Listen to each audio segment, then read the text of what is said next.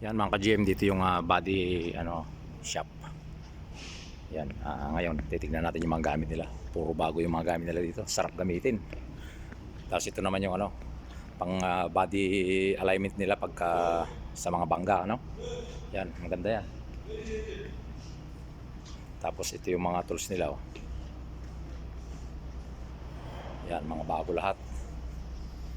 Ay, mga tools nila sa pang-alignment ng body alignment pagka yung mga bangga na re-repair nila, Tapos yung mga welding machine nila, gaganda ng mga welding machine nila. Puro bago. Tapos yung mga tools nila, ito. Tingnan natin kung anong mga laman nito. Yan, mga yan.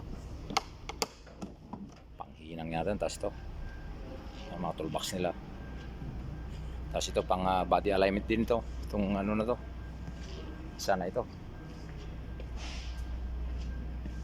Gaganda ng mga pang welding nila, pang hinang nila, Yan.